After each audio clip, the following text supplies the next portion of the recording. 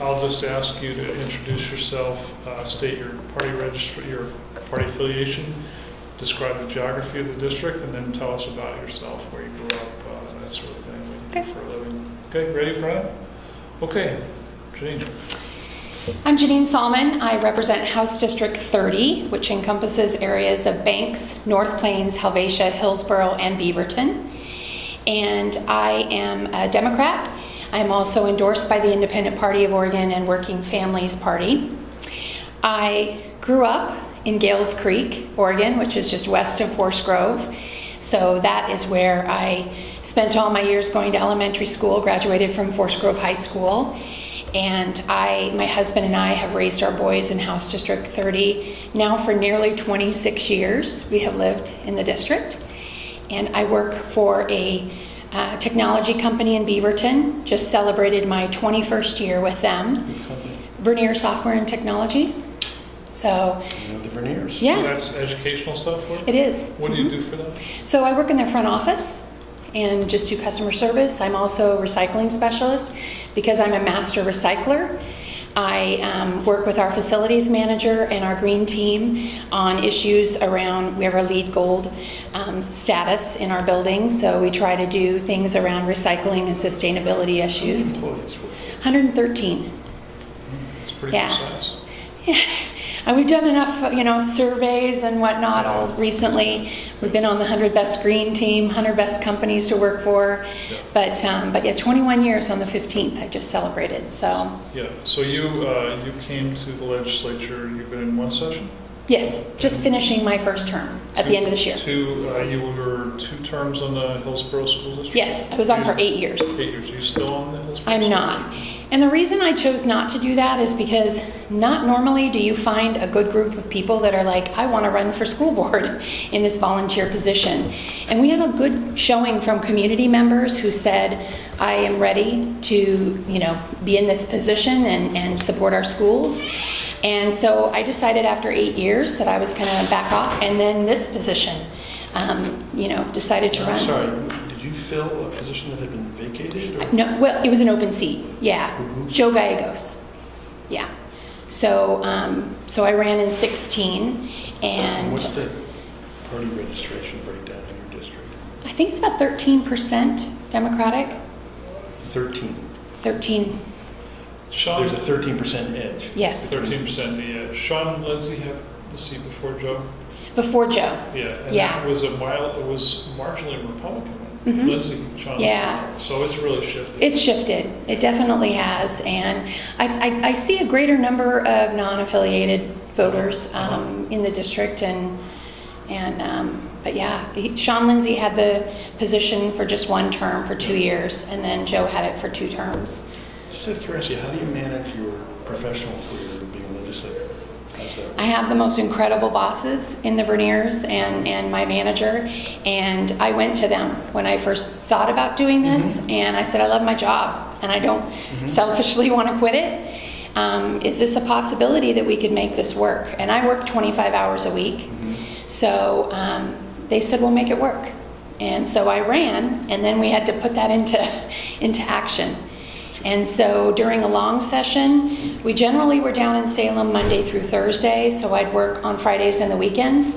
And then during the short session, which is crazy busy, 6 days a week, I barely worked, sometimes no hours in the week at my other job. And yeah. Remind me what committees you serve on.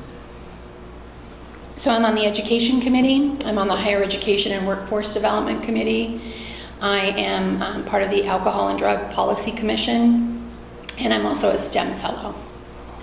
What's a STEM Fellow? So STEM Fellow is basically I promote STEM education. I work with our Department of Ed and the Governor's Office and on CT, because they're looking at how to integrate both CTE and vocational training as well as STEM education. Are you on this joint committee that's been going around the state? I'm not, but I'm a groupie. So I've gone to several of the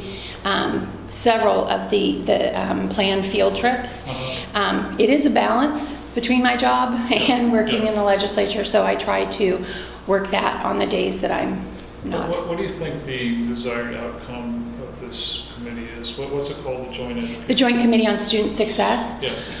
Well, I think that it's modeled and looked after the transportation package. And what I'd like to, and there are folks that are on there that have been in the education field or have been a school board member, they currently are. I'd like to know that I'd like to think that maybe folks that aren't in that arena maybe haven't been in a classroom for a while to really be able to see and hear see it in action in our classrooms, but also hear from workforce. I'm hopeful that we're going to see what's working in certain areas of our state and how we can maybe replicate that. So do you think that we'll see, will that culminate as a joint transportation task force did in a big funding bill in the 19th session or not? It's potential that there is going to be some action. I mean, they are really working towards. Would you expect that to come through the education committee or where would it go? I'm not certain. Yeah. I'm not certain what side they would necessarily start that on. Yeah. Because it is bicameral, and so I'm not certain. Okay. So in your service so far, what are the couple of bills that you've been either co-sponsor or chief sponsor that you could say to your constituents, you're better off because of my service, I did that for you?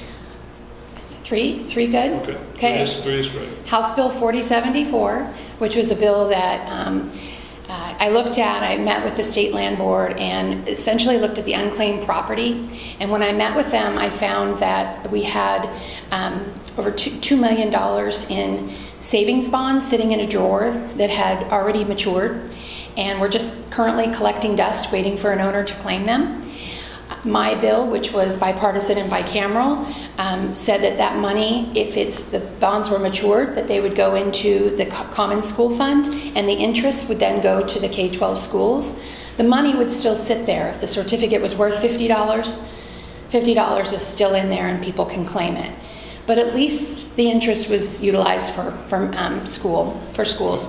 Last year it was $900,000. Next year it's $1.2 million. The interest was? That's the money that's going in, right? Okay. But it was just meanwhile in a drawer. Okay. House Bill 4053 was a bill that I've been hearing over and over again about student loan issues in our state. Being a former school board member, knowing and on the career and college pathways for the Hillsborough School District, we are working on issues of how we can present opportunities for students for dual credit and accelerated credit while they're in high school. Then we were finding that students were then coming back and saying, I go to a public university and they're not accepting that credit. So then I have to take it over again and I have to pay for it. Sometimes they've already paid for it over here at a reduced amount or what.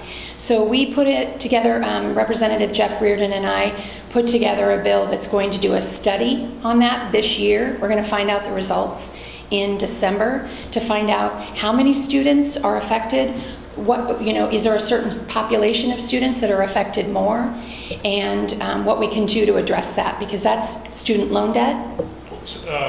So are we mispromising or overpromising when we tell kids this is a dual credit class, you're going to get credit for it? That's really not true. I think that we've entered into the agreement as school districts. We partner with our with our community colleges, with some of our colleges, Portland State. I think where it's actually going south perhaps is once they go to certain schools, maybe state schools, public schools, universities, and they're saying, well, we're not going to take that Writing 121 class. When the kid has already jumped through the hoops, taken the class, did well on the test, and should get that credit, and then save them some money while they're in college.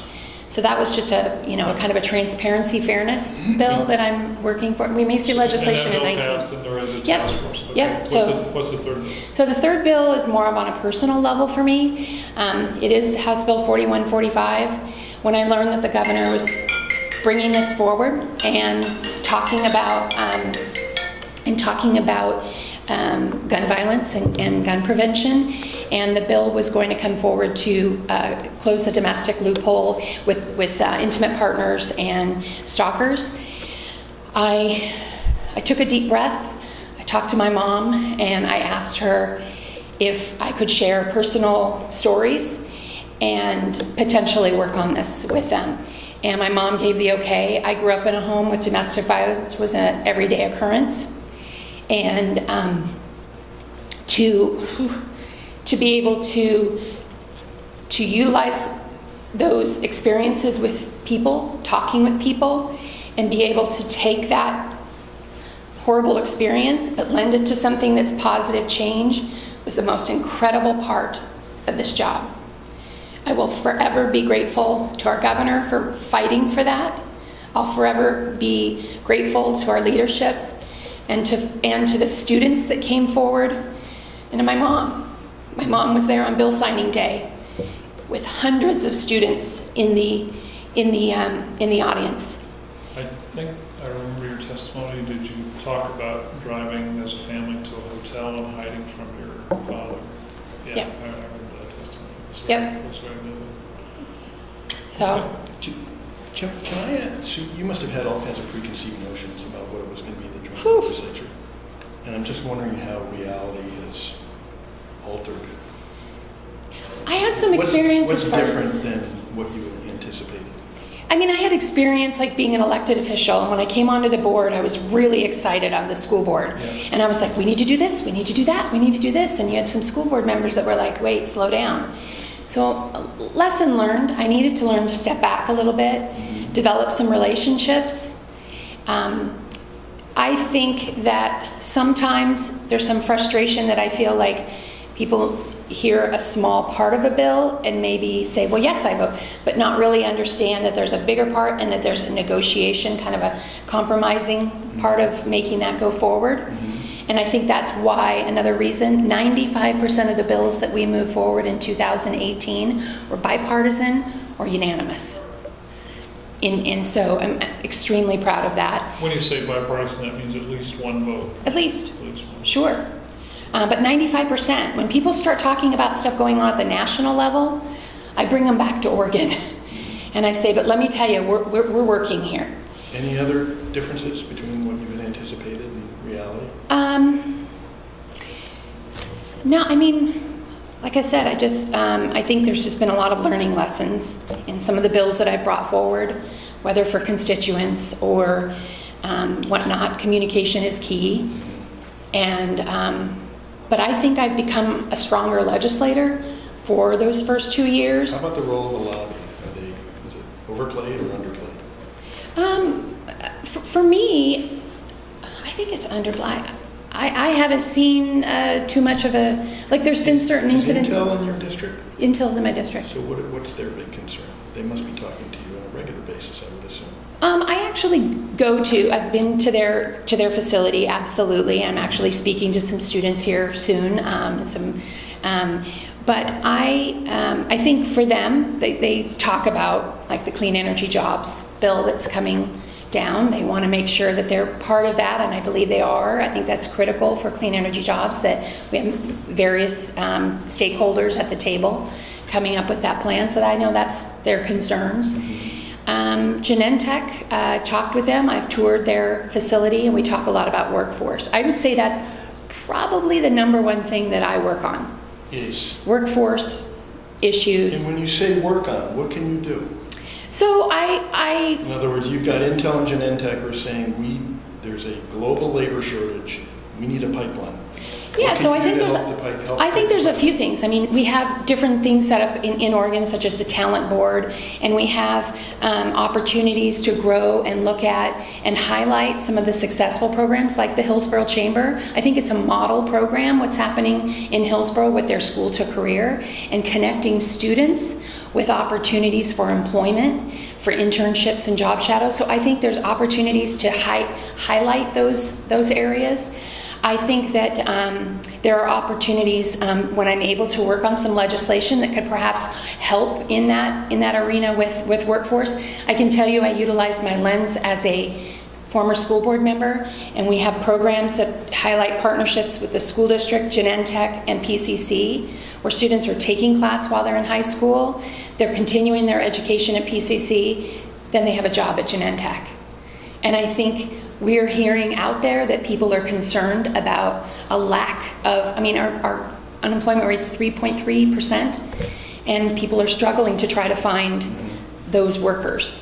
So, What's an instance in your first 2 years where you had to tell somebody that was a supporter or a friend or your caucus leadership that you couldn't vote the way they wanted you to? One of the hardest votes that I took in opposition, I was one of the few Democrats that voted against the class size mandatory bargaining Could you bill. unpack that? Remind us what that bill would have done. That bill would have taken the opportunity for class size to be part of the bargaining situation with teachers and and bargaining teams. It was a That was bill a that factor. passed If it passed, would allow or would mandate that class size is a negotiable item in a union contract, and right now it's not. it's not. Class size is not. Gotcha. Yeah. What You can bring it happened? up and you can talk about it. Why did you vote against it? I voted against, and it was a tough one, but I was crystal clear with everyone. I met with teachers. I met with our local union teacher groups. I went to them in a room full of teachers and talked to them. Everyone knew where I stood. Former school board member, a mother of 2 teachers, my son and my daughter-in-law are teachers. I understand the issues of where our class sizes are, but I didn't feel that was the means to address that and to fix it. Did it end up passing? It did not. It passed on the House side. It didn't. It did not get a vote on the Senate side, and that was a tough one. That was a tough lesson. But I think that I was incredibly appreciative of the conversations that I had with teachers, and like I said, they knew where I stood. I wasn't surprising them. I told them that this just wasn't something that. This essentially would be an unfunded mandate, right? Because the teachers would want to bring down class size, which is understandable. But Understandable. There would be no additional money. No money. Right. So for me as a school board member in Hillsborough, since 2008, we have cut $69 million from the Hillsborough School District. So without funding, and then you have that be a part of the bargaining, it's a complete, legitimate, absolute concern that we should look at. I talk to people on the doors. It's a concern for parents. But there wasn't funding. Can with you it. tell us where you are on some of the statewide ballot measures? Sure. So 103, which is the no Groceries. grocery tax? Grocery tax. Yeah, Oppose. okay. Yeah, it's unnecessary. It's very unclear. It's rather tricky to voters, and I think that it's misleading. So Okay. tricky, misleading, So I yeah. understand a lot about it's unnecessary because, Well, it's unnecessary because currently we don't have a sales tax. But what this does is make permanent change in our Constitution. okay. So 104, 104 Is- is the, the two more than The free Three- fifths. three-fifths. the mortgage deduction? no, the vote. Yeah. Yeah, Same. yeah. Sorry, Yeah. you know which one I'm talking yes, about. Yes. I'm a no for that as well. We already have a 2/3 majority that you have to have For new taxes. for new This taxes. would be for. This would existing. potentially cause unnecessary gridlock. 105. Sanctuary cities. Absolutely oppose. And I'm super proud of our Washington County DA and our Washington County Sheriff, Pat Garrett, for standing up and supporting and saying, vote no, because this is what that means. Any other ballot measures? 106 is no cuts to care. So I absolutely vote no on that as well. That is, 106? Abortion. Oh, yeah, yeah.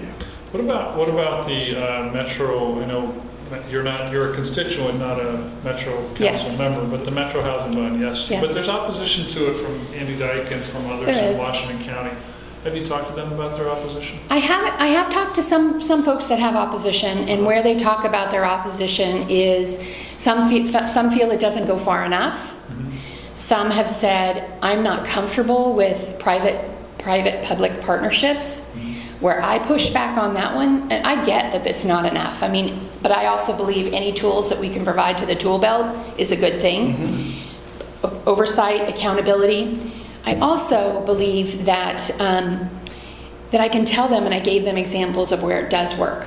So Alma Gardens is a senior fixed income apartment complex in my district, has 45 apartments.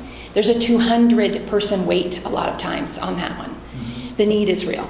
I visited Pomeroy Place, which is not in my district, it's in Jeff Barker's district. It is a 20-unit apartment complex that is for extreme poverty or homeless veterans. Wait list. So we have families that have potentially the ability to get stable housing, which I toured one of the apartments in Pomeroy Place where this woman opened up her home 2 kids, and she told me what the difference that stable housing was doing for her family, because she was going shelter to shelter as a veteran, and her 2 kids were suffering in school. Yep. So You call it the clean energy jobs. We've called it cap and trade in the past. Is that going to happen? And do you support doing something? Yes. And is it going to happen next year? I do support it. I think that it is something that, again, if you're going to talk about bicameral, bipartisan committee that is working hard to bring something forward to the legislature in 19, I think that is the goal. I think that it's critical that we make sure that we have a varied group of stakeholders around that table, that so that we can make sure that that we're addressing concerns and answering questions, providing information. But also I can tell you that I knock on a lot of doors, and a lot of folks will tell me that this right up there with education, because they hear and they see what's going on around this country. They see our own water out of a faucet concerns, those kind of things that are happening here in the United States, and they're like, we need to make sure that that's just downright protected. So you were 8 years on the school board. The Hillsborough district does really well by a lot of measures. Yeah. Why is the statewide graduation rate so low? So here's the tricky thing about comparing the statewide graduation rate to other states in the United States. Yeah. It's an unlevel playing field. Wow. You have some states that require 13 graduation credits. You have us that require 24 and 26 to get a chancellor's. That's not a fair playing field. You have others that on average it's about 20. So while I'm not lending to that, I'm not saying that that is an excuse. That has to be part of the conversation. I think federally, if we're talking about wanting to make sure that our mobile society is able to get education if they move from Alabama to Idaho and have Common Core and make sure that those things are looked at, then we need to be looking at what our graduation rates are across the states. Because if Johnny moves from Alabama to Idaho, but his graduation credits have just jumped by 6, I don't know what Alabama's is or Idaho. I'm sorry, what education subcommittee are you on? I am on the K-12, well, I'm on Education Committee as well as the Higher Education Workforce Development. And so I'm still a little bit clear, the higher education workforce development. What's the actual activity?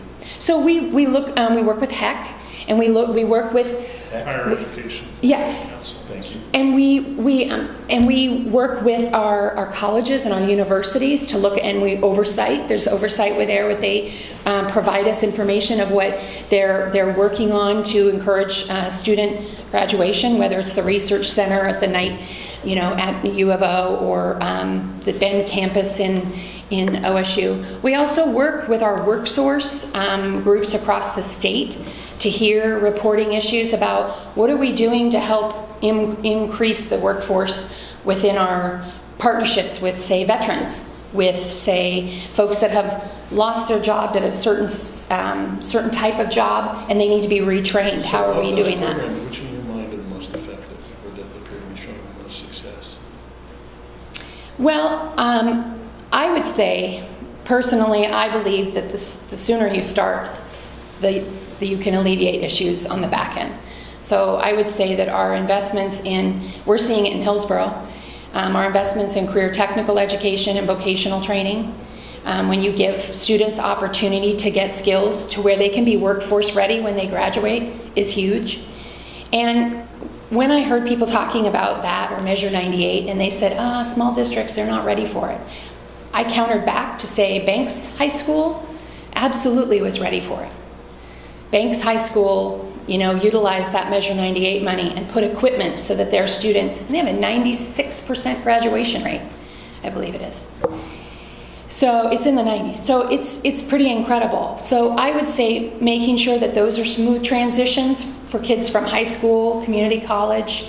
Those are things that we're looking at about credit alignment, so that, classes they take at PCC are going to be able to go towards U of O and be able to work together and get that student graduated faster so they can get to work with a degree. So those are issues that we work on as far as, Okay. higher So education. is your opponent a credible opponent? Are you surprised that he didn't show? I have 2 opponents. Oh. Yeah. Both of whom we invited, neither of them Yes. showed up? Yeah. Well, I think Kyle was a late scratch. Kyle, yeah, because he had a work emergency. So the thing about Kyle is that Kyle comes to my listening sessions. He poses questions during sessions and he calls me. And he talks to me about his concerns. We may not see eye to eye on some of the issues. But he's a credible candidate. Is he but running he's- a credible campaign? Yeah, I mean, he's I don't believe he's canvassing or, Is he spending money? yeah, He's no. Intel Libertarian. Yeah. Yeah. hmm One of many we've seen over the years. Mhm. But more importantly, I think he's a really nice guy. Yeah. So I think he's a kind person. And so How much money is it for this? let me just say that I appreciate this race over my previous race. Because I had What did you have last time, I forget? Dan Mason, who released my home phone number Yeah. on an angry ad, and I had other situations where they made up a song for my name, and I was just like, what have I stepped into? The home number was the doozy. That was like right in. How much should be raised for this race? So I think right around 20, I think it's 24, I have 20,000, And who's your biggest 21,000. contributor? On average, I have probably $1,000 donations. I have, from some folks like the corrections agencies. I have Is that Oregon the ONA. Correction agency, the union that represents corrections workers? Mhm. And what have you done for them? ONA. I don't know if I've done anything specifically for them, but I do think working on workforce development, I think that it's important that we're looking at all aspects of our workforce. So it's multiple pathways. It's not just the ones that take you through that 4-year pathway, but it's also our trades and all our different agencies. I have 2 boys, one that went the trade pathway and one that went college, and he's a teacher. And my other son works for a company that goes and trims the trees around power lines. And so I think that I'm probably, that's my strongest thing that I'm working on is workforce issues, career technical education, vocational. So I don't know, Okay. I know that I can tell you that they have issues that I can remember and talk about with their well-being and the stress and the job stress and strain that they have. Corrections agents have a very high suicide rate, a very big retirement bubble that's coming as well. So they're concerned about workforce issues. Okay. All right, we are unfortunately out of time. Okay. We have one other question for you, which is quite Is this simple. the- The fun question. This is the one like last time, it's like reality TV show, Yeah, this is an easy one. What are you afraid of? like a, Could be, being trapped in an airplane next to Donald Trump, or spiders, or, that, I don't know, that your shoes won't fit someday. yeah. Well, I do have a fear of, like pitch dark and dark water and stuff like that. So Is that, I could is make there it over name- a bridge, but Is there a name for that? I don't think so. But it's just So you don't swimming. you don't like. Well, there is a name. There is a name for people who are afraid of bridges. I'm not necessarily like, I don't like when I go over a bridge, but at nighttime, You don't have one of those things that you can cut through your seatbelt really quick. I don't. You know what I'm No. talking about? Yeah, I do. I saw it on TV, or they have something that can smash the window. Well, I have to tell you, I don't necessarily have like a lot of fears. I mean, my neighbors, 3 of them have called me over to kill spiders. So, Did you have a traumatic experience with the bridge, or I don't, just don't like it? no, I mean, I had I don't near, like it either. I had a near drowning incident when I was a kid. That may- Balm Grove Tavern, it's not the tavern, it was the actual, we had a park and in Gales Creek where I grew up, and they make you do a swim test to go across, but it's murky water, and I only made it halfway and Probably had to be exposed. pulled out. Yeah, So, I'm glad you made it. But Thanks. Thanks for coming in today. yeah, that Good to see you again. went pretty fast. Yeah, Nice to see you. Yeah, See you thank when you you so don't have much. any opponents. Thank you, thank you. very much.